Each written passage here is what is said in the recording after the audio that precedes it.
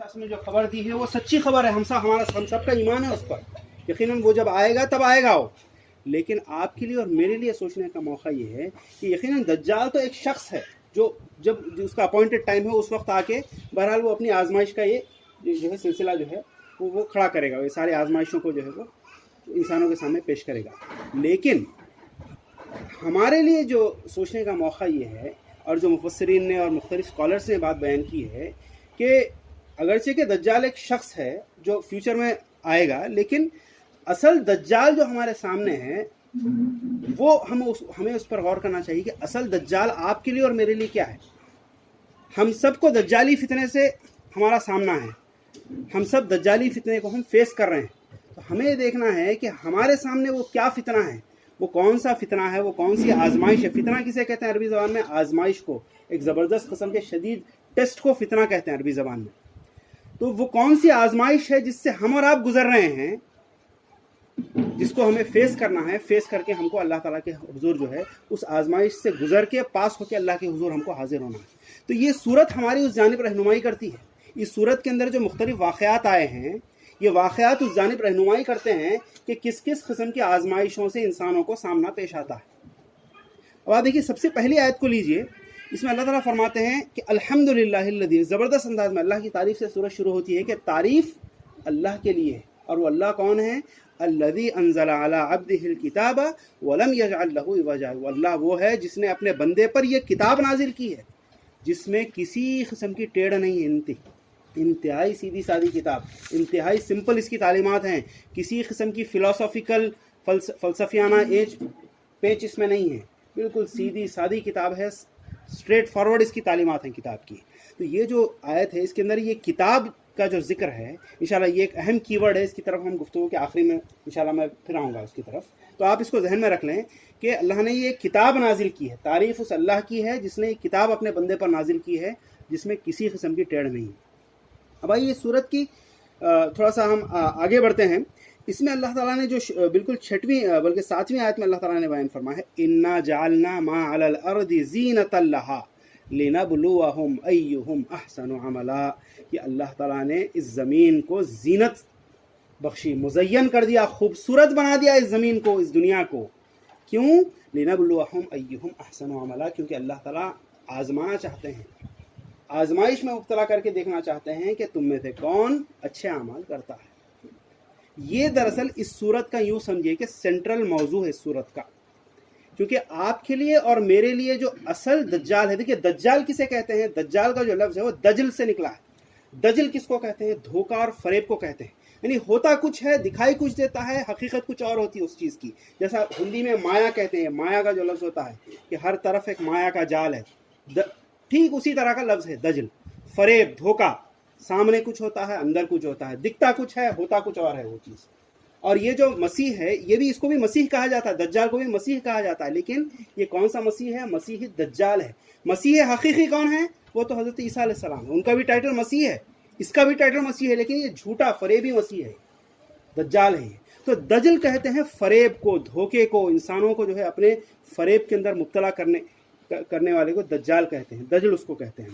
تو اصل جو دجال ہے، جو ہر زمانے کے انسانوں کو جس سے سامنا ہے، اور آخری زمانے کے انسانوں کو تو شدید سامنا ہوگا جب وہ اصل دجال آ جائے گا. اسی لیے ہم اس دجال کے فتنے سے بھی ہم پناہ مانگتے ہیں، اللہم انی اعوذ بک من فتنۃ المسیح الدجال. اور ہم ہر زمانے میں جو اصل جو دجال ہر زمانے کے انسانوں کو اس کا سامنا ہے اس سے بھی ہم پناہ مانگتے ہیں. یعنی دنیا کی جو آزمائش ہے، دنیا کا جو دھوکہ اور فریب ہے، اس کی آزمائش سے بھی ہم اللہ تعالیٰ کی پناہ مانگتے ہیں. تو اللہ تعالیٰ نے کیا کہا اس آیت کے اندر؟ ہم نے اس دنیا کو زینت بخشی، دنیا کو بالکل مزین کر کے رکھ دیا، خوبصورت بنا دیا، اور اسی کے اندر اصل میں انسانوں کی آزمائش ہے. اگر اللہ تعالیٰ اس دنیا کو خوبصورت جگہ نہیں بناتا، اٹریکشن کی جگہ نہیں بناتا، تو ہمارے لیے کوئی بھی آزمائش نہیں تھی. ہم میں سے کوئی بھی دنیا کے پیچھے نہیں بھاگتا، دنیا کی رنگینیوں کے پیچھے اور مختلف دنیا کے کاموں کے پیچھے ہم نہیں بھاگتے، اور کسی قسم کی آزمائش نہیں تھی اگر اللہ تعالیٰ اس دنیا کو اٹریکٹیو پلیس نہیں بناتے. تو یہ اللہ تعالیٰ کی مشیت کا تقاضا ہے. خود اللہ تعالیٰ کہہ رہے ہیں کہ ہم نے اس دنیا کو زینت بخشی ہے، خوبصورت بنایا ہے. اور ہم دیکھتے ہیں کہ ہم تاریخ کے اس موڑ پہ ہم کھڑے ہوئے ہیں کہ اس سے پہلے دنیا کبھی بھی اتنی رنگین اور حسین نہیں تھی. इससे पहले दुनिया इतनी टेक्नोलॉजिकली और हर एतबार से इकोनॉमिकली फाइनेंशियली इतने उरूज पर नहीं थी। आज हम देखते हैं कि टेक्नोलॉजी और साइंस कहाँ तक पहुँच चुकी है, दुनिया ने, इंसान ने कहाँ तक जो है ज़बरदस्त अंदाज में तरक्की कर ली है। आराम और आसाइश के जो वसाइल आज जो है इंसान ने अपने लिए फ़राहम कर लिए हैं, हम सब उससे वाकिफ़ हैं, हम सब उस दौर से गुजर रहे हैं। तो दुनिया आज अपने नुक्ते उरूज पे है और ये पता नहीं अल्लाह ताला जब तक चाहेगा ये उरूज बख्शता रहेगा, इंसान के लिए राहें खोलते रहेगा और इंसान ये उरूज के मनाजिल, दुनियावी उरूज के मनाजिल तय करता रहेगा। तो ये अल्लाह ताला कहते हैं कि हमने इस दुनिया को जो है जीनत बख्शी है और इसी के अंदर दरअसल असल आजमाइश है। तो ये सूरे का यूँ समझिए कि मरकज़ी मौजू है और इसी को जो है आप देखेंगे कि मुख्तलिफ वाक़यात के अंदर आगे चल के एक्सप्लेन किया गया, खोल खोल के एक्सप्लेन किया गया।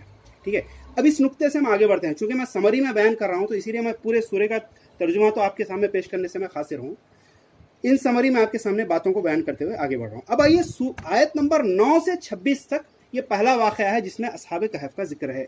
आयत नंबर 9 जो अभी मैंने तिलावत की, अल्लाह फरमाते हैं कि अम हसिबत अन्न अस्हाबल कहफ़ व रक़ीम कानू मिन आयातिना अजबा, कि क्या तुम समझते हो कि गार और कुतबे वाले हमारी कोई बड़ी अजीब निशानियों में से थे। इज़ अवल फितियत, आओ हम बताते हैं कि तुमको उनका असल वाक़या क्या है। अल्लाह ताला फरमाते हैं इस वाक़े में कि ये इन्होंने आके जब सवाल किया कि अस्हाब कहफ कौन थे, तो अल्लाह ताला कहते हैं कि आओ नहनु नखुस्सु अलैका नबाहुम बिल हक़, आओ मैं उनका असल वाक़या तुमको सुनाता हूँ। क्या है? इन्नहुम फित्यतुन आमनु, ये चंद नौजवान थे जो अपने रब, आमनु बिरब्बिहिम, जो अपने रब पर ईमान लाए थे, वज़िदनाहुम हुदा, और उनके रब ने भी उनकी हिदायत में इजाफ़ा किया था। और फिर अल्लाह ताला ने उनको न सिर्फ हिदायत बख्शी बल्कि उनके दिलों को अल्लाह ने थामा। वरबतना अला क़ुलूबिहिम, अल्लाह ताला ने उनके दिलों को मजबूती अता की, मरबूत किया उनके आपस में दिलों को, और उनकी दिलों को अल्लाह ने मजबूती अता की, थाम लिया अल्लाह ने उनको फितने में और आजमाइश में जो है पढ़ने से अल्लाह ताला ने थाम लिया। तो ये चंद नौजवान थे, जब वो अपनी कौम के अंदर जो है ईमान का जब उन्होंने दावा किया, और रिवायतों में आता है और मुख्तलिफ जो है जो इजराइली रिवायत वगैरह से भी बात मिलती है कि ये अच्छे खासे खाते पीते रॉयल घराने के नौजवान थे जो अपने रब पर ईमान लाए थे, और जब ईमान ले आए थे तो पूरी कौम इनके जो है जान के दर पे हो गई। बड़े बड़े जो वक्त के इक़्तिदार रखने वाले जो बादशाह के घराने वाले रॉयल लोग थे और दूसरे कौम के लोग थे, सरदारान वगैरह, वो सब इनके पीछे पड़ गए और उन पर ज़ोर डाला कि या तो हमारी मिल्लत में वापस आ जाओ, अपने दीन को छोड़ दो, या हम तुमको रजम कर देंगे, हम तुमको संसार कर देंगे, पत्थरों से मार के हलाक कर देंगे। तो उस वक्त उन्होंने जो है ये आपस में गुफ्तगू की कि लौला यअतूना अलैहिम बिसुल्तानिन बय्यिन, ये कौम हमारी कौम हमारे सामने, ठीक है, अगर हमको उस रास्ते पर चलने का हुक्म दे रही है तो कोई सुल्तानिन बय्यिन, कोई खुली दलील हमारे सामने क्यों नहीं लाती, उस शिर्क पर, उस गलत ज़िंदगी के तर्ज के ताल्लुक से कोई हमको वाज़ेह दलील क्यों नहीं लाती कि ये सही तरीक़ा है, हमको सही दलाइल की रोशनी में हक़ हमको मुयस्सर आ चुका है, तो हमारी कौम हमारे सामने खुले दलाइल क्यों नहीं लाती। फिर अल्लाह ताला फरमाते हैं कि अल्लाह ताला ने उनको राह दिखाई और फिर उन्होंने वहाँ से हिजरत का रास्ता अख्तियार किया और फिर एक गार में उन्होंने पनाह ली। और फिर अल्लाह ने उसका तज़किरा किया कि किस तरह से गार में अल्लाह ताला ने उनको मौजिज़ाना तौर पर साल उनको सुला दिया, और कैसा इंतज़ाम अल्लाह ने किया कि गार को ऐसे डायरेक्शन में अल्लाह ने प्लेस किया था, नॉर्थ साउथ डायरेक्शन में, या ना उसमें मशरिक़ की जो है डायरेक्ट सूरज की रोशनी पड़ती थी जब सूरज तुलू होता, ना मगरिब की रोशनी पड़ती जब सूरज जो है गुरूब होता, बिल्कुल नॉर्थ साउथ डायरेक्शन में था कि जो है बिल्कुल अंधेरा उस गार में था। और मौजिज़ाना तौर पर अल्लाह ताला ने साल उनको नींद सुलाई, और जब वो उस नींद से जागे तो फिर जब अपनी कौम की तरफ वापस पलटे, तकरीबन 300 से ज़ायद साल जो है गुजर चुके थे, तब अपनी कौम में वापस पलटे, तब अल्लाह ताला ने मौजिज़ाना तौर पर उस कौम के सामने उनकी हकीकत को खोल दिया कि किस तरह अल्लाह ताला जो है अपने बंदों को ईमान की आजमाइश में जब बंदे पूरे उतरते हैं, अपने ईमान को जब उन्होंने बचाया, अल्लाह की खातिर जब उन्होंने हिजरत की, क़ुरबानी की, तो अल्लाह ताला कैसे उनकी अल्लाह ने हिफाजत फरमाई और उनको मौजिज़ाना तौर पर मौत की एक नींद सुलाने के बाद फिर अल्लाह ताला ने उनको ज़िंदगी बख्शी।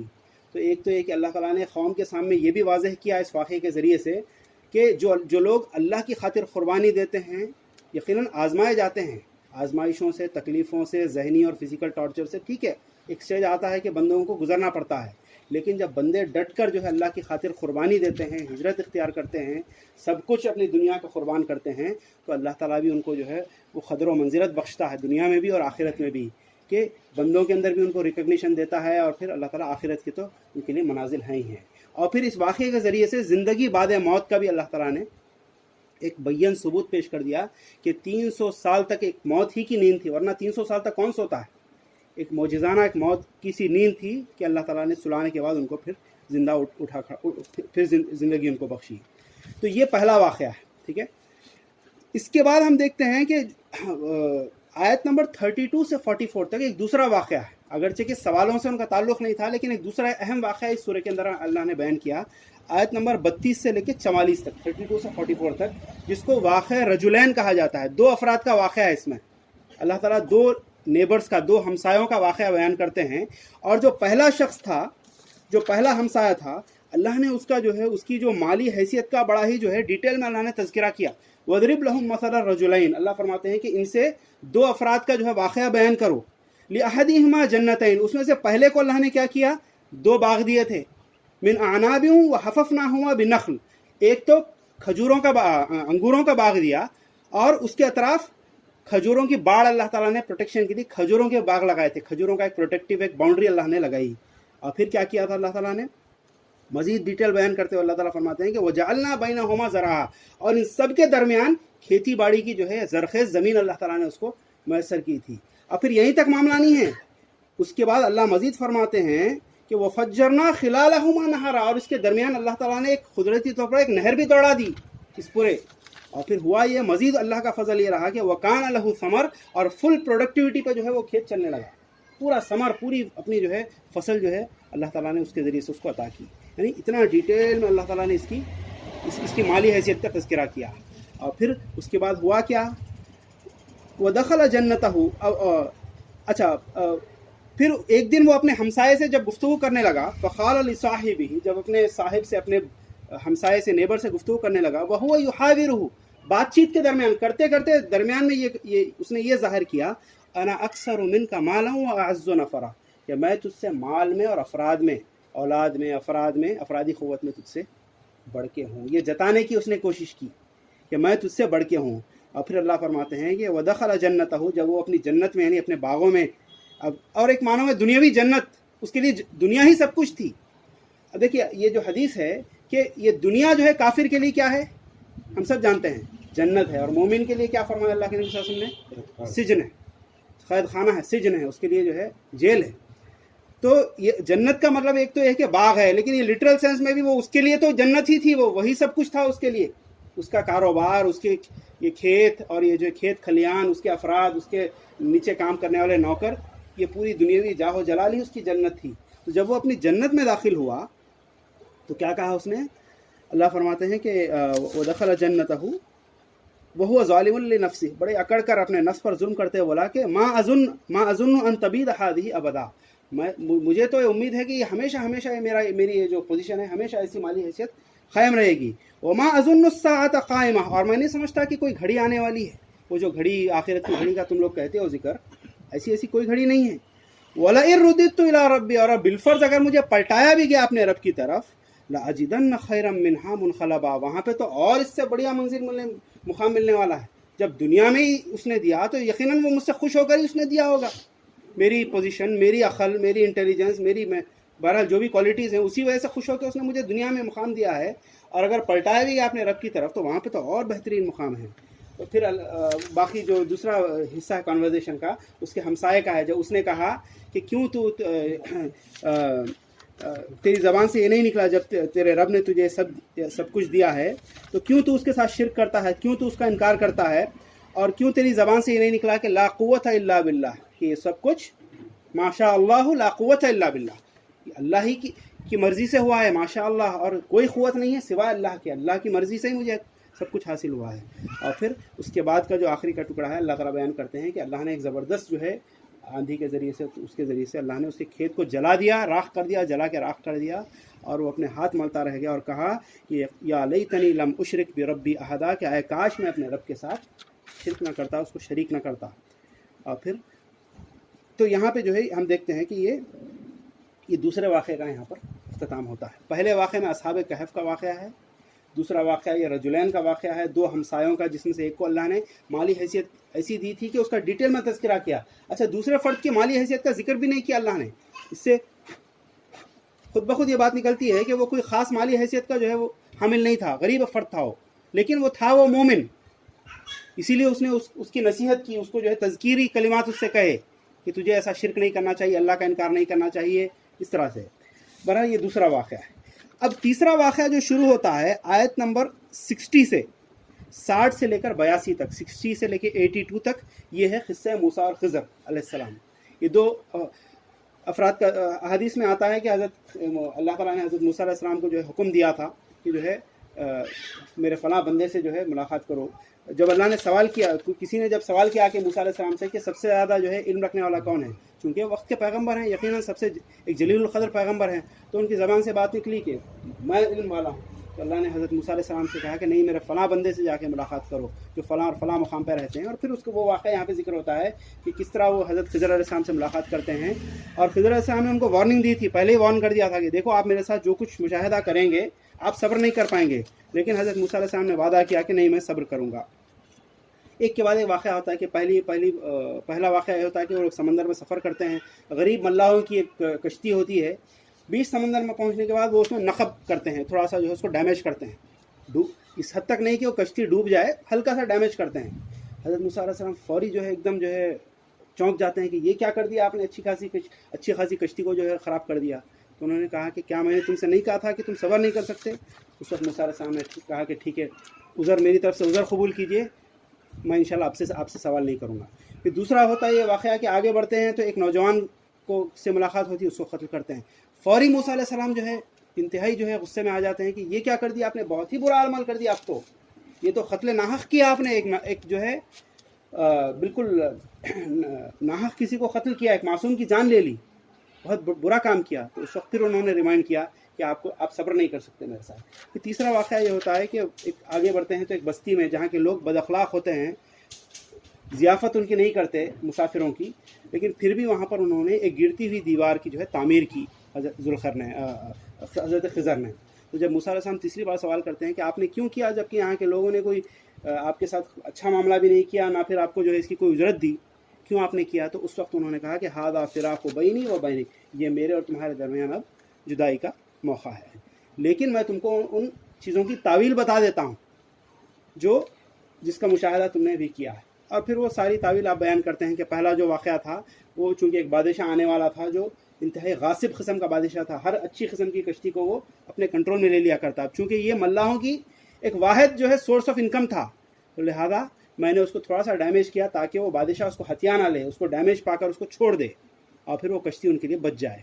دوسرا واقعے کی تعویل یہ کی، انہوں نے یہ بتائی کہ یہ نوجوان جو ہے آگے چل کر جو ہے اپنے والدین کے لیے آزمائش کا ذریعہ بننے والا تھا اور جو ہے اللہ کا باغی اور نافرمان بننے والا تھا. تو چنانچہ چونکہ اس کے والدین صالح تھے، اللہ تعالیٰ چاہتا تھا کہ اس بری اولاد کے بدلے ان کو ایک اچھی اولاد عطا کرے. تو چنانچہ میں نے اس کو قتل کیا اور پھر اللہ نے ان کو فیوچر میں ایک اچھی اولاد عطا کی. تیسرا واقعہ یہ تھا کہ وہ جو دو افراد تھے، وہ جو دیوار تھی، انہوں نے بتایا کہ اس کے نیچے خزانہ دفن ہے جو دو نوجوانوں کا ہے. وَكَانَ أَبُوهُمَا صَالِحًا، اور ان کا باپ، ان کے والد ایک صالح آدمی تھے جو گزر چکے، جو ان کے پیچھے خزانہ چھوڑ گئے. تو لہذا میں نے اس دیوار کو درست کیا تاکہ نوجوان جوانی کو پہنچ کے اپنا خزانہ پالیں اور پھر اس سے جو ہے اپنی زندگی گزاریں. ورنہ اگر اس کو ایسے ہی چھوڑ دیتا تو ابھی ان لوگوں کی بد اخلاقی تم نے دیکھی ہے، یہ اس کو ہتھیار لیتے، یہ بد اخلاق قسم کے لوگ اس پر قابض ہو جاتے. یہ سب بیان کرنے کے بعد انہوں نے کہا کہ یہ سب میں نے اپنی مرضی سے نہیں کیا، بلکہ میرے رب کی مرضی تھی، میرے رب کا حکم تھا، میرے رب کے حکم پر میں نے سب کام کیا. تو مفسرین اس کے سلسلے میں مختلف باتیں بیان کرتے ہیں. کچھ کہتے ہیں کہ حضرت خضر نبی تھے، کچھ کہتے ہیں کہ مختلف باتیں. ایک خوی رائے یہ ہے کہ حضرت خضر جو ہے نہ نبی تھے نہ کوئی اور تھے، بلکہ وہ ایک فرشتے تھے. نہ نبی تھے نہ اللہ کے کوئی ایک نیک بندے تھے، بلکہ وہ ایک فرشتے تھے جو انسانی شکل میں اللہ تعالیٰ نے حضرت موسیٰ علیہ السلام سے ملاقات کروائی. کیوں؟ کیونکہ اس کی وجہ یہ ہے کہ ایون انبیاء تک جو ہے شریعت کے پابند ہوتے ہیں، بلکہ انبیاء تو شارع ہوتے ہیں، اللہ کی طرف سے شریعت لانے والے ہوتے ہیں اور شریعت کو لاگو کرنے والے ہوتے ہیں. اور ہر شریعت میں ہم دیکھتے ہیں، تمام انبیاء کی شریعت میں قتل اور اس قسم کے جو ہے یہ گناہ عظیم ہیں، گناہ کبیرہ ہیں. اسی لیے حضرت موسیٰ علیہ السلام کا سٹینڈ تو بالکل صحیح تھا. جب انہوں نے غلط کام ہوتے ہوئے دیکھا تو فوری جو ہے انہوں نے ریاکٹ کیا اور سوال کر لیا کہ یہ غلط کام کیسے کر دیا آپ نے. تو کچھ مفسرین کہتے ہیں کہ یہ حضرت خضر جو تھے یہ دراصل ایک فرشتے تھے، اور فرشتے جو ہے یہ احکام تشریعی یعنی جو شریعت کے احکام ہیں فرشتے اس سے بالاتر ہوتے ہیں. فرشتے احکام تشریعی کے پابند نہیں ہوتے بلکہ احکام تکوینی کے، یعنی احکام تکوینی کس کو کہتے ہیں؟ یہ وہ احکام ہیں اللہ تعالیٰ کے جو عالم الغیب میں چلتے ہیں، جو ہم کو نظر نہیں آتے ہیں. احکام تشریعی وہ شریعت کے احکام ہیں جو اس دنیا میں اللہ تعالیٰ نے انسانوں کو لاگو کرنے کے لیے بھیجے ہیں، جس کے پابند اور مکلف ہم ہیں، ہم سب انسان ہیں. اور انبیاء اسی کے لیے بھیجے جاتے ہیں کہ اللہ کی شریعت کے احکام انسانوں کو بتائیں، خود بھی عمل کریں اور لاگو کر کے انسانوں کو بتائیں. تو اللہ تعالیٰ اس واقعے کے ذریعے سے یہ بتانا چاہتے ہیں کہ دیکھو جو کچھ نظرات، انسان کی جو نظر ہے وہ محدود نظر ہے. انسان کی نظر صرف اس عالم الاسباب کے حد تک جاتی ہے. اسباب کے دائرے کے اندر جو کچھ ہو رہا ہے انسان بس وہیں تک دیکھ سکتا ہے. کاز اینڈ ایفیکٹ کی جو دنیا ہے کہ یہ ایکشن ہوا اس کے نتیجے میں یہ کام ہوا، یہ کچھ ہوا اس کے نتیجے میں یہ دوسرا کام ہوا. یہ کاز اینڈ ایفیکٹ کی دنیا میں ہم صرف عالم الاسباب کے اندر ہم خیر ہیں، اس کے آگے ہماری نظر نہیں جاتی. تو اللہ تعالیٰ یہ حقیقت واضح کرنا چاہ رہے ہیں کہ عالم الاسباب ہی سب کچھ نہیں ہے، بلکہ عالم الاسباب سے ماورا بھی جو ہے ایک ایسی دنیا ہے جس میں غیب کے امور کام کرتے ہیں، جہاں پہ اللہ تعالیٰ کے غیب کے احکام جو ہے وہاں پر کام کرتے ہیں. اور ان کا احکامات کو بجا لانے کے لیے اللہ تعالیٰ کے غیبی مخلوق جس کو ہم فرشتے کہتے ہیں وہ کار فرما ہیں. اور وہ ہم دیکھتے ہیں کہ وہ کسی قسم کے تشریعی احکام کے پابند نہیں ہوتے. اسی لیے فرشتے ہم دیکھتے ہیں کہ اللہ کے حکم پر مار بھی دیتے ہیں، اللہ کے حکم پر کسی کو بچاتے ہیں، اللہ کے حکم پر کسی کا نقصان پہنچاتے ہیں. وہ سب کیوں کرتے ہیں وہ لوگ؟ وہ اللہ کے حکم پر ہوتا ہے، غیب کے احکام ہوتے ہیں اللہ کے. تو اللہ تعالیٰ یہ بتانا چاہ رہے ہیں کہ انسان کی جو محدود نظر ہے ایک تو ہے کہ عالم الاسباب کے دائرے کے اندر ہی ہوتی ہے، اور انسان اپنی محدود نظر کی حد تک ہی دیکھ سکتا ہے. تو کئی بار یہ سمجھتا ہے کہ یہ کیوں ہو گیا، ارے ایسا کیوں ہو گیا، ارے ایسا نہیں ہونا چاہیے تھا، اگر ایسا ہوتا تو بہتر ہوتا. یہ انسان کی کوتاہ نظری ہے جس کی وجہ سے انسان جو ہے لانگ سائٹڈ نہیں ہوتا، شارٹ سائٹڈ، اس کی نظر بس اس محدود دائرے کے اندر ہی جاتی ہے. تو اللہ تعالیٰ انسان کو یہ درس دینا چاہتے ہیں اس واقعے کے ذریعے سے کہ دیکھو دنیا صرف اس حد تک نہیں ہے، بلکہ اصل ایک عالم ہے جہاں پہ غیب کے معاملات اللہ تعالیٰ کے اختیار میں ہیں اور وہاں پہ اللہ کے احکام چلتے ہیں. اور اگر یہ غیب کا پردہ اٹھا لیا جائے اور تم کو سارے راز بتا دیے جائیں تو تم پر یہ حقیقت واضح ہو جائے گی کہ جو کچھ ہو رہا ہے بالکل برحق ہو رہا ہے اور ایسا ہی ہونا چاہیے. اور آپ دیکھیں ان سارے واقعات میں وہی بات واضح ہوتی ہے. جب تعویل بیان کی حضرت خضر نے، اگر ان ملاحوں کا جو ہے اس وقت جو ہے انہوں نے کی کشتی کے ساتھ انہوں نے وہ معاملہ نہیں کیا ہوتا تو وہ بیچارے جو غریب ملاح تھے جن کی واحد سورس آف انکم وہ کشتی تھی، وہ جو ہے اس سے ہاتھ دھو بیٹھتے. ان ملاحوں کو بھی اس وقت لگا ہوگا کہ ارے یہ کیوں کیا گیا ہماری کشتی کے ساتھ، اچھی خاصی کشتی کو ہمارے ڈیمیج کر دیا گیا. لیکن جیسے ہی بعد میں ایک بات کے مرحلے میں وہ پہنچے ہوں گے ان کو یقین ہو گیا ہوگا ارے جو کچھ ہوا ہمارے ساتھ صحیح ہوا. وقتی طور پر والدین کو بھی لگا ہوگا کہ زبردست جو ہے ہم کو ایک ہمارے سے ایک نعمت چھن گئی، ہمارا بیٹا جو ہے ہم سے چھن گیا ہے. لیکن بعد کے مرحلے میں جب اللہ نے ان کو ایک صالح اولاد دی تب ان کی آنکھوں کی ٹھنڈک بنا ہوگا. تو انسان کے ساتھ ایک تو یہ کہ ہمارے لیے سب کے لیے ایک ذاتی طور پر اس لیے یہ ہے کہ سبق یہ ہے کہ ہمارے ساتھ دنیا میں کئی بار ایسے واقعات ہوتے ہیں ذاتی نقصان کے، صحت کے، مالی نقصان کے، جان و مال کے نقصان کے ہوتے رہتے ہیں. مختلف قسم کے لوگوں کو مختلف آزمائشوں سے گزرنا پڑتا ہے اور ہم جو ہے بے چین اور بے صبرے ہو جاتے ہیں اور سمجھتے ہیں کہ ارے ایسا کیوں ہو گیا میرے ساتھ، ایسا نہیں ہونا چاہیے تھا، اگر ایسا ہوتا تو شاید بہتر صحیح ہوتا. لیکن اللہ تعالیٰ اس میں عقیدے کا بھی پہلو یہ ہے کہ ہمارا یہ عقیدہ ہونا چاہیے کہ جو کچھ ہو رہا ہے اصل کنٹرول کس کے ہاتھ میں ہے؟ اللہ تعالیٰ کے ہاتھ میں ہے. اور جو کچھ ہو رہا ہے برحق ہو رہا ہے، اللہ کی مشیت کے عین مطابق ہو رہا ہے، اور انجام کار کے اعتبار سے یہی بہتر ہونے والا ہے کہ جو کچھ اللہ کر رہا ہے. اس میں ایک پہلو یہ ہے. اور اس حالات کے لحاظ سے اگر ہم دیکھیں گے تو اس میں یہ بات اس میں منحصر ہے کہ اللہ تعالیٰ اس وقت کے قریش اور اہل ایمان کو یہ بات بتانا چاہ رہے تھے کہ اگر کہ بظاہر ایسا نظر آ رہا ہے کہ آج کنٹرول کس کے ہاتھ میں ہے؟ ان کفار کے ہاتھ میں ہے، اور اہل ایمان دبائے جا رہے ہیں، کچلے جا رہے ہیں. یہ مکی زندگی کی بات ہو رہی ہے. مکی زندگی میں یہ صورت نازل ہوئی ہے جب ظلم و ستم انتہا پر تھی. تو بظاہر عالم الاسباب کے دائرے میں دیکھا جائے تو ایسا لگ رہا ہے کہ عنقریب جو ہے مسلمان صفحہ ہستی سے مٹا دیے جائیں گے اور کفار و مشرکین قابض ہو جائیں گے، حاوی ہو جائیں گے. لیکن عالم الغیب کے پردے اگر یہ پردے اٹھا دیے جائیں تو آنے والے وقت کے حالات نے کیا ثابت کیا کہ جو کچھ ہو رہا تھا یہ عین اللہ کی مشیت کے مطابق ہو رہا تھا. یہ جو دبایا جا رہا تھا، یہ جو کچلا جا رہا تھا، اور اس پر مزید اللہ کا حکم یہ ہے کہ وہ کفوا ایدیکم، اپنے ہاتھوں کو باندھے رکھو مکی زندگی میں، کوئی ریٹیلیٹ نہیں کرنا ہے.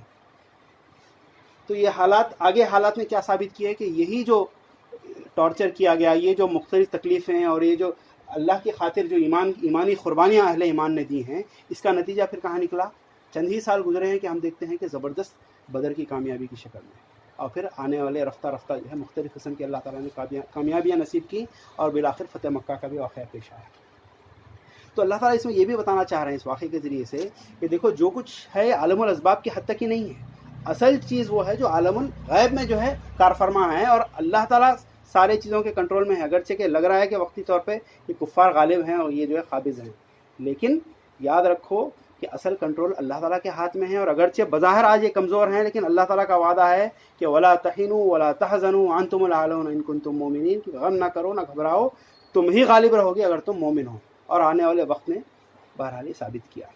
تو یہ تیسرا واقعہ ہے۔ اور چوتھا واقعہ جو اس کے فوری بعد شروع ہوتا ہے، وَيَسْأَلُونَكَ عَنِ ذِي الْقَرْنَيْنِ، یہ لوگ آپ سے ذوالقرنین کے بارے میں سوال کرتے ہیں، اور پھر اس کے بعد اللہ نے ذوالقرنین کا ذکر کیا کہ وہ کون تھے۔ وہ ایک ایسے بادشاہ تھے جن کو اللہ تعالیٰ نے ایسی زبردست بادشاہت عطا کی تھی کہ انہوں نے ایک مہم مشرق کی طرف کی، ایسٹ کی طرف کی، اور ایسٹ کی طرف کرتے کرتے کرتے اس مقام پہ پہنچ گئے جہاں پہ جو ہے جس کے آگے کوئی زمین نہیں تھی، پانی تھا اس کے آگے۔ اور پھر اللہ فرماتے ہیں کہ پھر انہوں نے جو ہے نارتھ کی طرف ایک ایسی جو ہے ایک مہم چلائی کہ جو ہے پہنچتے پہنچتے یعنی ایسٹ اور ویسٹ یہ دو کی طرف انہوں نے مہم چلائی، اور پھر نارتھ کی طرف ایک مہم چلائی جہاں پہ جا کے ان سے ایک ایسی قوم کے وہاں پہ ایک ایسی قوم سے ان کا سابقہ ہوا جس کی زبان وہ نہیں جانتے تھے، جنہوں نے ان سے اشارے کی لینگویج میں جو ہے ڈسکشن کرتے ہوئے بتایا کہ ہم کو یاجوج اور ماجوج نامی ایک مفسد قوم ہے، فسادی قوم ہے جو ہم کو ستاتی ہے، چنانچہ آپ ہماری ان سے حفاظت فرمائیے اور ہم سے کچھ ٹیکس لے لیجیے آپ اس کے بدلے میں، کچھ ہم آپ کو جمع کر کے آپ کو جو ہے پیسہ دیتے ہیں اس کے بدلے میں۔ انہوں نے کہا کہ مجھے کسی قسم کی اجرت کی کوئی ضرورت نہیں ہے، اور پھر انہوں نے اللہ تعالیٰ نے ان کو جو صلاحیت اور قوت اور جو ٹیکنالوجی جو ان کو بخشی تھی، اس کے نتیجے میں انہوں نے ایک ایسی زبردست آہنی دیوار انہوں نے بنائی، ایک زبردست دیوار بنائی انہوں نے، اور کیا کہا، دیوار بنا کر کہا کہ فَمَسْتَطَاعُوا أَن يَظْهَرُوهُ وَمَا اسْتَطَاعُوا لَهُ نَقَبًا، کہ یاجوج اور ماجوج اس پر چڑھ کر بھی نہ آ سکتے تھے اور اس میں نقب لگانا ان کے لیے اور بھی مشکل تھا۔ اور یہ زبردست کارنامہ کرنے کے بعد انہوں نے کہا قَالَ هَذَا رَحْمَةٌ مِّن رَّبِّي، یہ سب کچھ میرے رب کی رحمت کا نتیجہ ہے۔ فَإِذَا جَاءَ وَعْدُ رَبِّي جَعَلَهُ دَكًّا وَكَانَ وَعْدُ رَبِّي حَقًّا، کہ یہ میرے رب کی رحمت ہے، مگر جب میرے رب کے وعدے کا وقت آئے گا تو وہ اس کو پیوند خاک کر دے گا، یعنی اس دیوار کو ملیامیٹ کر دے گا، یاجوج اور ماجوج اس دیوار میں نقب لگا دیں گے، اور میرے رب کا وعدہ برحق ہے۔ اور یہ اشارہ کس کی طرف ہے؟ وہ آخری وقت کی طرف ہے، جب یاجوج اور ماجوج اس جو ہے دیوار کو پھلانگنے میں، اس کو توڑنے میں کامیاب ہو جائیں گے، اور پھر وہ حدیث میں اس کا تذکرہ آتا ہے کہ کیسے وہ پورے انسانوں پر پل پڑیں گے، اور پھر دجال کا جو ہے جب ظہور ہوگا، اور وہ سارے واقعات ہیں اس وقت کے۔ تو بہرحال اس پوری صورت کا فتنہ مسیح دجال سے بڑا گہرا تعلق ہے۔ تو جیسا میں نے صورت کی شروعات میں بیان کیا ہے کہ دجال کا جو فتنہ ہے، یقیناً دجال تو ایک شخص ہے کہ جب اللہ کے نبی صلی اللہ علیہ وسلم کے وعدے کے مطابق جب اس کے ظہور کا وقت ہوگا، وہ تو آئے گا، اللہ کے حکم پر وہ ظاہر ہوگا اور انسانوں کو اس وقت جو ہے فتنے میں مبتلا کرے گا۔ لیکن ہم میں سے ہر انسان کے لیے، ہر زمانے کے انسان کے لیے جو اصل دجال ہے، مستقل ہم کو جو فتنہ ہمارے سامنے جو ہم فیس کر رہے ہیں، وہ فتنہ کیا ہے؟ یہ وہ فتنہ ہے جس کا ذکر اللہ نے آیت نمبر 7 میں کیا کہ اللہ نے اس زمین کو زینت بخشی، خوبصورتی بخشی، تاکہ اسی کے ذریعے سے انسانوں کو آزمائش کے اندر مبتلا کرتا ہے۔ اور دجال بھی کیا کرے گا؟ وہ بھی فتنے میں مبتلا کرے گا، فتنہ یعنی آزمائش، وہ بھی انسانوں کو آزمائے گا۔ اور آپ کے لیے اور میرے لیے اصل آزمائش کیا ہے؟ اسی جو ہے دنیا کا فتنہ ہے۔ اب آپ دیکھیے اس واقعے کے اندر جو 4 فتنے آئے ہیں، سب سے پہلا اگر آپ اصحاب کہف کا واقعہ لیں گے تو یہ ایمان کے فتنے کا اس میں جو ہے ڈسکرپشن ہے کہ ایمان کی جو آزمائش ہے اس کا تذکرہ اس واقعے کے اندر ہے کہ اللہ تعالیٰ کیسے اپنے بندوں کو ایمان کی آزمائش کے اندر مبتلا کرتے ہیں۔ ایمان کی آزمائش، دا ٹرائل آف فیتھ، یہ پہلے واقعے کے اندر ہے۔ قصہ رجلین کے اندر اگر آپ دیکھیں گے، اس میں دنیاوی مال و متاع اور دنیاوی دولت کا جو فتنہ ہے، دولت کا فتنہ، وہ دوسرے واقعے کے اندر وہ بات منحصر ہے۔ تیسرا واقعہ آپ لیں گے حضرت خضر اور موسیٰ علیہ السلام کا، یہ ہے دا ٹرائل آف نالج، علم کی آزمائش، یہ تیسرا فتنہ ہے۔ اور چوتھا فتنہ ہے جس کا ڈسکرپشن ذوالقرنین کے واقعے میں ہے، وہ ہے قوت اور اقتدار کا فتنہ، قوت اور اقتدار کی آزمائش۔ یہ 4 آزمائشیں ہیں، اور آپ دیکھیے دجال بھی انہی مختلف قسم کی آزمائشوں میں انسان کو مبتلا کرے گا۔ ایمان کی آزمائش میں مبتلا کرے گا، ایک انسان کو قتل کر کے جب زندہ کرے گا تو کہے گا دوسرے لوگوں سے کہے گا دیکھو زندگی اور موت میرے ہاتھ میں ہے، تو چنانچہ میں ہی تمہارا رب ہوں۔ چنانچہ کئی انسان اپنے ایمان سے ہاتھ دھو بیٹھیں گے اور اس پر ایمان لے آئیں گے، لیکن جن کو اللہ تعالیٰ ہدایت بخشے گا، جن کے ایمان کی حفاظت فرمائے گا، وہ اس پر ایمان نہیں لائیں گے بلکہ اپنے رب کے ایمان ہی پر قائم رہیں گے۔ ایمان کی آزمائش میں مبتلا کرے گا، مال و دولت کی آزمائش میں مبتلا کرے گا دجال۔ حدیث میں آتا ہے کہ جو ہے جب وہ حکم دے گا تو جو ہے زمین جو ہے اپنے خزانے سکیڑ لے گی، بالکل سوکھ کے بنجر ہو جائے گی، اور پھر جب اس کے حکم سے زمین جب خزانے اگلنے لگے گی تو لوگوں سے کہے گا کہ دیکھو میرے اختیار میں ہے سارے، اور پھر لوگ اس پر دھڑا دھڑ جو ہے ایمان لائیں گے، اس کی ربوبیت کو ماننے لگیں گے۔ تیسرا ہے علم کا فتنہ، اور چوتھا ہے ہم دیکھتے ہیں کہ اقتدار کا فتنہ۔ یہ مختلف فتنے ہیں جو احادیث میں اس کا تذکرہ آتا ہے کہ دجال یہ مختلف جو ہے یہ معاملات انسانوں کے سامنے پیش کرے گا۔ تو اب ان واقعات میں ہم دیکھتے ہیں کہ اللہ تعالیٰ ہمارے سامنے یہ رکھتے ہیں، یہ بات رکھتے ہیں کہ یہ مختلف آزمائشوں سے ہر زمانے کے انسانوں کو گزرنا ہے۔ کیا آج ہم دیکھتے ہیں کہ آج ایمان کی آزمائش نہیں ہے؟ آج کیا ہر زمانے میں اہل ایمان کو ایمان کی وجہ سے آزمایا نہیں گیا ہے؟ یقیناً آزمایا گیا ہے۔ دور اولا کے لوگوں کو تو بہت زیادہ آزمایا گیا ہے، لیکن ایسا نہیں ہے کہ کسی زمانے کا انسان اس آزمائش سے آزاد ہے۔ ہر زمانے کا انسان اس سے آزمایا جائے گا۔ چنانچہ ہم دیکھتے ہیں کہ جس زمانے میں بھی لوگوں نے ربنا اللہ کی ربوبیت کا جو ہے نعرہ لگایا، اپنے مومن ہونے کا جو ہے دعویٰ کیا، اس کے نتیجے میں وہ آزمائے گئے۔ تو ٹرائل آف فیتھ، تو آج کے حالات میں بھی آپ جو ہے اس کا جائزہ لے کے دیکھیے، اس کے کمپیریزن میں کہ آج ہم کو ایمان کی وجہ سے دنیا کے مختلف خطوں میں اہل ایمان کو آزمایا نہیں جا رہا ہے۔ مختلف خطوں میں ایمان کی وجہ سے، اگرچہ کہ ٹھیک ہے ہم ناقص مسلمان ہی صحیح، ناقص مومن ہی صحیح، یقیناً ہم جانتے ہیں کہ ہم ناقص مومن ہیں، ہم ناقص مسلمان ہیں، اللہ کے فرمانبردار بندے نہیں ہیں جیسا کہ ہونا چاہیے، لیکن پھر بھی ہمارے زبانی دعوی ایمان کے نتیجے میں کیا کفار کی جو ہے ایوانوں میں اور کفار کی جو ہے مختلف جو ہے قوتوں میں ہلچل مچی ہوئی نہیں ہے، جس کی وجہ سے وہ لوگ جو ہے اس در پہ ہیں کہ مسلمانوں کو ستایا جائے، مختلف قسم کی آزمائشوں میں مبتلا کیا جائے۔ وہ ساری مثالیں ہمارے سامنے ہیں، خود ہمارے ملک کی مثال ہمارے سامنے ہے۔ پھر آپ دیکھیے دولت کا فتنہ، آپ ذرا سوچئے کہ کون سے دور کا انسان ہے جو اس دولت کے فتنے سے آزاد ہو؟ بلکہ آج جو ہے ہم دیکھتے ہیں کہ جس قسم کے آرام اور آسائش اور جو ہے جتنے وسائل ہم کو فراہم ہیں، آج تو یہ بالکل فتنہ بالکل اپنے عروج پر ہے۔ دولت کا فتنہ ہر زمانے کے انسان کو جو ہے اپنے اندر جو ہے ہر زمانے کا انسان جو ہے اس کو فیس کرتا ہے کہ مال کا فتنہ، مال کی آزمائش کے اندر اللہ تعالیٰ مال دے کر بھی آزماتا ہے، مال سے محروم رکھ کے بھی انسان کو آزماتا ہے، اور جن کو دے کر آزماتا ہے ان سے تو اور بڑی آزمائش ہے۔ بظاہر انسان کو لگتا ہے کہ جو مال سے محروم ہے وہ بڑی آزمائش کا شکار ہے، لیکن نہیں، اللہ کے نبی صلی اللہ علیہ وسلم نے فرمایا کہ میری امت کا جو سب سے بڑا فتنہ ہے وہ مال ہے، جو میرے بعد کے آنے والے انسان جو ہے جس سے اس کا سامنا کریں گے۔ سب سے بڑا جو فتنہ ہے مال کا فتنہ، اور ہم دیکھتے ہیں کہ اسی فتنے کے نتیجے میں چلتے ہم دیکھتے ہیں کہ آج مختلف قسم کے فساد، خاندانوں میں جھگڑے اور مختلف معاشرے میں جو فساد ہے اور جو قسم کا کرپشن ہے، یہ مختلف جو قسم کے جو معاملات جو آج پیش آتے ہیں، یہ کس وجہ سے ہے؟ قتل و غارت گری کے معاملات ہیں، یہ سب جو ہے مال کے فتنے کے نتیجے میں۔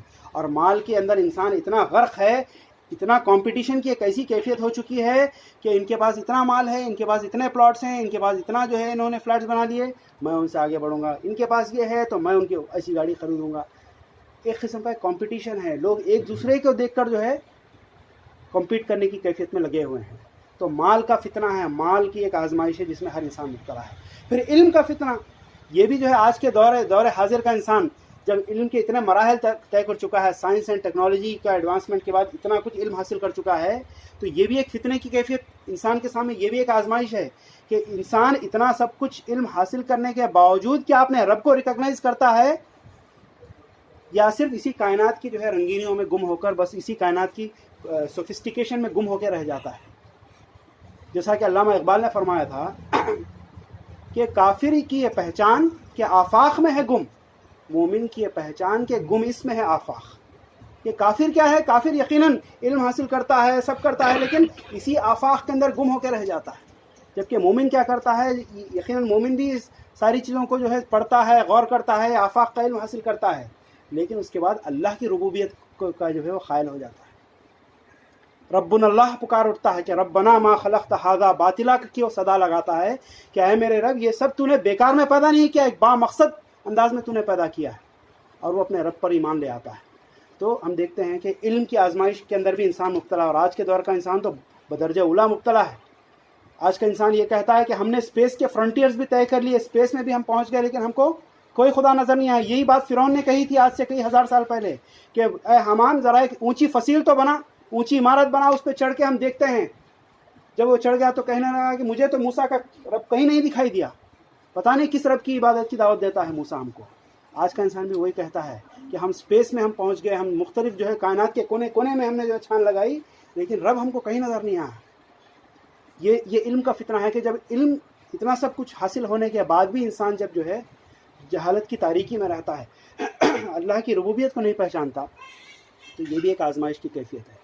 اور پھر ہم دیکھتے ہیں کہ اقتدار کا فتنہ، کہ جب انسان کو اقتدار حاصل ہوتا ہے تو پھر وہ نشے سے سرشار ہو کر اپنے جو ہے پوزیشن کو، اقتدار کو غلط پرپس کے لیے یوز کرتے ہوئے اپنے مختلف جو ہے دوسروں کو ستاتا ہے، اپنے ماتحتین کو ستاتا ہے۔ چاہے اقتدار چھوٹے لیول سے لے کے بڑے لیول کا ہو، گھر میں ایک مرد کو جو ہے اپنے گھر والوں پہ اقتدار ہوتا ہے۔ کئی بار ایسا ہوتا ہے کہ ایک شوہر اپنے اقتدار کا غلط استعمال کرتے ہوئے اپنی اس چھوٹی سی سلطنت میں جو ہے سرکشی کرتا ہے، لوگوں پر ظلم ڈھاتا ہے، بیوی بچوں پر جو ہے ظلم ڈھاتا ہے۔ اس سے ذرا آپ اوپر جائیے، مختلف قسم کے جو ادارے ہیں، کمپنی ہے، کمپنی میں ایک مالک ایک جو ہوتا ہے، اونر ہوتا ہے یا مینیجر ہوتا ہے، جو بھی ہوتا ہے، اس کو جب اقتدار ملتا ہے، جس چھوٹی سی اتھارٹی ملتی ہے، وہ اس میں جو ہے پاگل ہو کے جو ہے لوگوں کو جو ہے ستاتا ہے۔ اس سے آگے بڑھتے ہوئے وقت کا جو ہے آپ کو جو ملک کی حکمرانی ملتی ہے، تو آپ وہ سارے ریسورسز اور وسائل پا کر جو ہے آپے سے باہر ہو جاتے ہیں، اور اپنے آپ کو جو ہے انا ربکم الاعلیٰ کا جو ہے دعویٰ کرتے ہیں۔ یعنی ہر سطح پر، جس سطح پر بھی انسان ہے، اقتدار کی جتنی بھی اس کو لمٹ ملی ہوئی ہے، وہ اس میں آپے سے باہر ہو جاتا ہے، ہتھے سے اکڑ جاتا ہے، اور پھر جو ہے ظلم اور فساد سے جو ہے اپنی چھوٹی سی سلطنت کو بھر دیتا ہے۔ تو یہ مختلف قسم کی آزمائشوں سے اللہ تعالیٰ کہتے ہیں کہ انسانوں کو سامنا ہے۔ یہ پوری دنیا کو جو اللہ نے خوبصورت بنایا ہے، اور اس خوبصورت بنا کر یہ مختلف قسم کی آزمائشوں میں اللہ نے مبتلا کیا، ایمان کی آزمائش، مال کی آزمائش، علم کی آزمائش اور اقتدار کی آزمائش۔ اب سوال یہ ہے کہ آخری میرا 5 منٹ مجھے اور دیں انشاءاللہ، 5 منٹ کا وقت کہ اس میں ہمارے لیے کرنے کا ایکشن پلان کیا ہے؟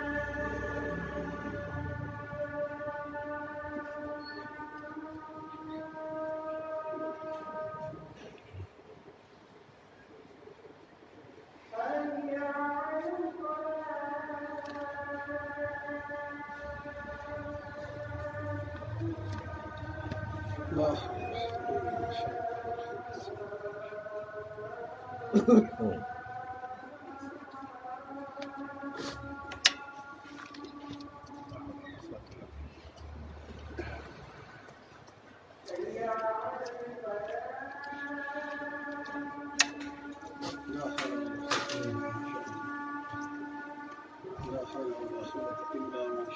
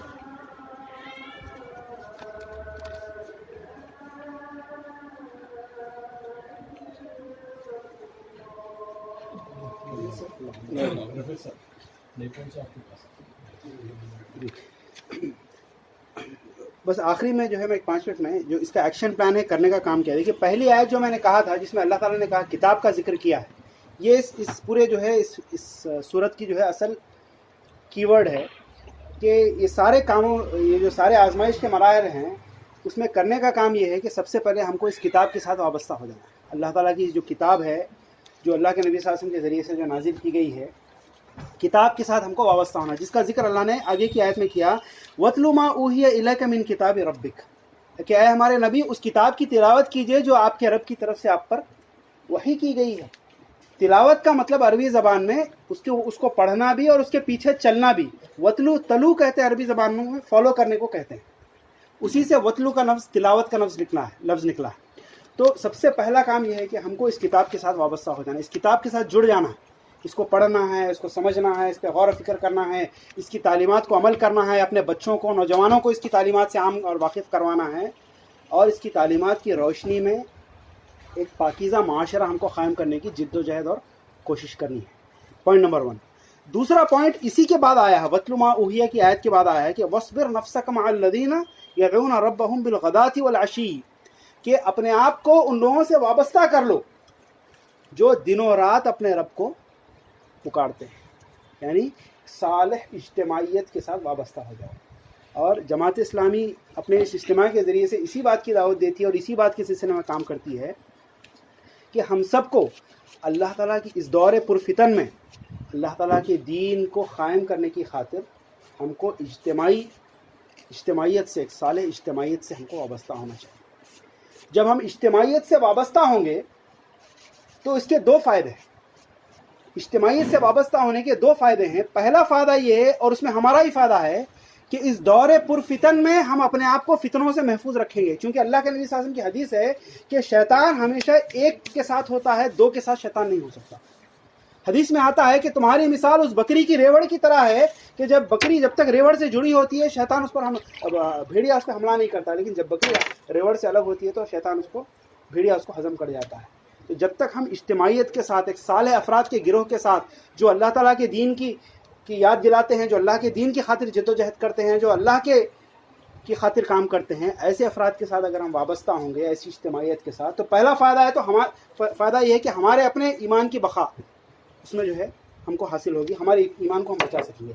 دوسرا فائدہ یہ ہوگا کہ اس کے ذریعے سے ہم اپنی صلاحیتیں جو ہے اللہ تعالیٰ کے دین کی خاطر ہم لگا سکیں گے، اپنی صلاحیتوں کے ذریعے سے اللہ کے دین کو ہم کنٹریبیوٹ کر سکیں گے. تو دوسرا پوائنٹ کرنے کا یہ ہے کہ ہم کو ایک صالح اجتماعیت کے ساتھ ہم کو وابستہ ہونا ہے. علیحدہ زندگی نہیں گزارنا ہے، بلکہ اجتماعیت کے ساتھ وابستہ ہونا ہے. تیسری چیز ہم کو یہ کرنا ہے کہ زندگی کی حقیقت کو سمجھنا ہے، اس دنیاوی زندگی کی حقیقت، چونکہ یہی دنیاوی زندگی ہے جو ہم کو فریب میں مبتلا کیے ہوئے. تو اللہ نے مثال دی کہ ان کو دنیا کی زندگی اس مثال سے سمجھاؤ کہ ایک زور کی بارش برسی، اس بارش کے نتیجے میں ہریالی اگی، اور ہریالی اگنے کے بعد یکایک بھس بن گئی. یہ دیکھیے، تو اللہ تعالیٰ یہ اس مثال کے اندر جو سورہ میں آئی ہے بتانا چاہتے ہیں کہ دنیا کی زندگی جو آب و تاب کے ساتھ جو آج تم کو میسر ہے، ایک لمحے واحد میں موت آ کر ان سب کو جو ہے مٹی میں ملا دے گی. تو لہذا ہمیشہ موت کو یاد رکھو اور اس موت کی تیاری کرو جس کے بعد تم کو سخت مرحلہ پیش آنے والا ہے، جہاں پہ کچھ لوگوں کو جنت میں ڈالا جائے گا تو کچھ لوگوں کو جہنم میں بھی ڈالا جائے گا. اور جو مجرمین ہوں گے اس کا ذکر آتا ہے سورہ میں کہ جب ان کے سامنے اپنے نام اعمال پیش کیا جائے گا تو کہیں گے کہ یا ویلتنا ما لہذا الکتاب، ارے ہائے یہ کیسی کتاب ہے، لا صغیرۃ ولا کبیرۃ الا احصاها، لا یغادر صغیرۃ ولا کبیرۃ الا احصاها، اس میں نہ کوئی چھوٹی چیز چھوٹی ہے نہ کوئی بڑی چیز چھوٹی ہے۔ تو لہذا دنیا کی زندگی کی حقیقت کو سمجھنا، موت کو یاد رکھنا اور آخرت کی تیاری کرنا، فکر آخرت کو پروان چڑھانا، یہ تیسرا کام ہے جو ہم کو کرنا ہے۔ چوتھا کام ہم کو یہ کرنا ہے کہ ہم کو اخلاص، اپنے عقیدے اور ایمان کے اندر اخلاص، بلکہ یوں سمجھیے کہ ابتدا یہیں سے ہونی چاہیے، اور اس کا ذکر آخری آیت میں آتا ہے کہ اللہ فرماتے ہیں کہ فمن کان یرجو لقاء ربہ فلیعمل عملا صالحا ولا یشرک بعبادۃ ربہ احدا، کہ تمہارا خدا بس ایک ہی خدا ہے، پس جو کوئی اپنے رب کی ملاقات کا امیدوار ہوگا اسے چاہیے کہ نیک عمل کرے اور بندگی میں اپنے رب کے ساتھ کسی کو شریک نہ کرے۔ عقیدے کے اندر پختگی، عقیدے کے اندر اخلاص، توحید کا خالص عقیدہ، شرک سے پاک عقیدہ ہم کو اختیار کرنا پڑے گا، اور اعمال صالحہ کو ہم کو اختیار کرنا پڑے گا۔ اور آخری کام جو ہم کو کرنا ہے، جو اسی صورت کے اندر آتا ہے، آیت نمبر 6 کے اندر آتا ہے، فَلَعَلَّكَ بَاخِعٌ نَفْسَكَ عَلَىٰ آثَارِهِمْ إِن لَّمْ يُؤْمِنُوا بِهَٰذَا الْحَدِيثِ أَسَفًا، یہ کس کا ذکر کیا گیا ہے اس میں؟ حضور صلی اللہ علیہ وسلم کا، رسول اللہ صلی اللہ علیہ وسلم کا، کہ اللہ نے آپ کو مخاطب کر کے فرمایا کہ آپ اپنے آپ کو کیا ہلاک کر دیں گے اس بات کی خاطر کہ یہ لوگ ایمان نہیں لاتے، اس غم میں کہ یہ لوگ ایمان نہیں لاتے؟ تو معلوم یہ ہوا کہ آخری کام اور اہم کام جو اس دور پرفتن میں ہم کو کرنا ہے وہ ہے دعوت اللہ کا کام، مستقل اللہ کے بندوں کو اللہ کے دین کی دعوت دینا، معاشرے کے اندر خود بھی اپنے صحیح عقیدے پر قائم رہنا، خود بھی نیک اعمال کرتے رہنا، جیسا کہ آخری آیت میں آیا ہے، کتاب سے وابستہ ہونا ہے ہم کو، اللہ کی کتاب سے مضبوط وابستگی، اسی کتاب کو اپنی زندگی کا امام اور رہبر بنانا، پھر صالح اجتماعیت سے ہم کو وابستہ ہونا ہے، اس دنیاوی زندگی کی حقیقت کو سمجھتے ہوئے فکر آخرت کو پروان چڑھانا ہے، اور پھر ساتھ ہی ساتھ جو ہم کو کام کرنا ہے وہ ہے اللہ تعالیٰ کے بندوں کو اللہ کے دین کی طرف مستقل ہم کو دعوت دینا ہے اس دور پرفتن میں۔ تو یہ ہر دور کے لیے ایکشن پلان ہے۔ فتنے اور بڑھتے جائیں گے، جیسا جیسا دور آگے بڑھتا جائے گا فتنوں کا دور اور بڑھتا جائے گا، پتہ نہیں آنے والی نسل اور کس کس قسم کے فتنے دیکھے گی۔ آج سے 100 سال بعد والا جو انسان ہے، ہماری اولاد ہے، پتہ نہیں کس قسم کے فتنے سے دوچار ہوگی۔ اسی لیے ہم کو دعا سکھائی گئی کہ ہم اپنے لیے، اپنے آنے والی ذریت کے لیے، ہر ایک کے لیے ہم فتنہ مسیح دجال سے پناہ کی ہم جو ہے دعا مانگے۔ اللہم انی اعوذ بک من فتنۃ المسیح الدجال۔ اللہ سے میں دعا کرتا ہوں کہ اللہ تعالیٰ ہم کو مسیح دجال کے فتنے سے اللہ تعالیٰ ہماری حفاظت فرمائے۔ اس سورہ کی روشنی میں جو کچھ آزمائشوں کا ذکر آیا ہے، ان آزمائشوں میں اللہ تعالیٰ پورے اترنے کی ہم کو توفیق عطا فرمائے، بلکہ اب سب سے پہلے تو آزمائشوں سے ہماری حفاظت فرمائے، اور یہ جو کرنے کی جو باتیں اس سورہ میں آئی ہیں، ان سارے باتوں کو ہمیں اختیار کرنے کی اللہ تعالیٰ ہمیں توفیق عطا فرمائے۔ رب اغفر وارحم وانت خیر الراحمین والحمد للہ رب العالمین۔ جزاک اللہ خیر۔ جزاک اللہ خیر۔ الحمدللہ، میرے کام کا پورا خاکہ ہمارے سامنے آ گیا ہے۔